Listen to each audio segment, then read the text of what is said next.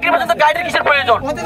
তাহলে জেলা প্রশাসক থেকে এখানে লিখিত বিবৃতি আকারে টিন্ডু পর্যন্ত পারমিশন দেওয়ার পরেও এই যে একজন ঢাকা থেকে হাজার হাজার পর্যটক আসে, এরা যদি নাফা কুমার সৌন্দর্যটা উপভোগ করতে না পারলে, তাহলে আমি কুমার সৌন্দর্যটা উপভোগ করতে না পারলে।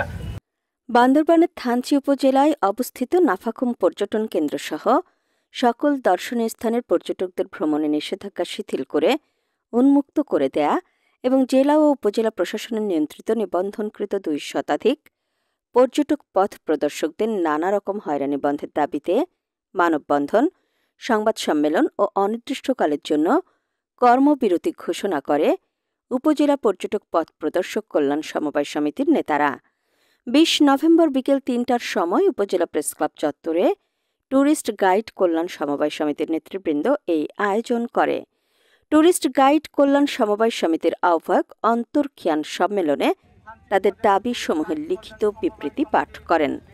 অন্যান্যদের মধ্যে পথপ্রদর্শক জয় প্রু মার্মা, ব্যবসায়ী মোহাম্মদ হোসেন, জিপ চালক লোকমান হোসেন, হাম বাহাদুর ত্রিপুরা, রাহকুমার বিশ্বাস, শাহ সৈয়দ থয় মার্মা, আমির আলী, বদি আলম, রেজাউল করিম বক্তব্য রাখেন।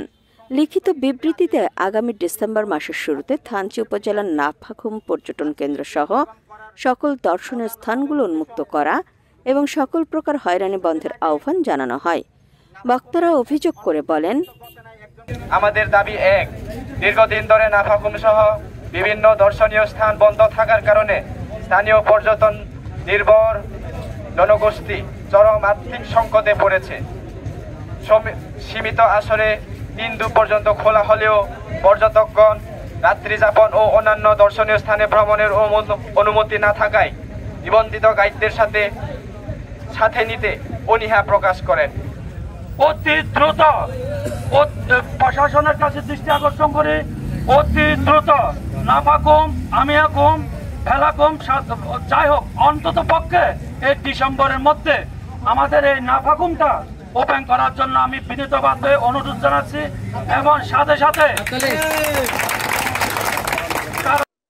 দর্শনীয় স্থান বন্ধ থাকায় শুধু গাইড নয়, নৌকা চালক, হোটেল মোটেল ব্যবসায়ী, পরিবহন কর্মী সহ হাজার হাজার পরিবার অর্থনৈতিকভাবে ক্ষতিগ্রস্তের সম্মুখীন হচ্ছে।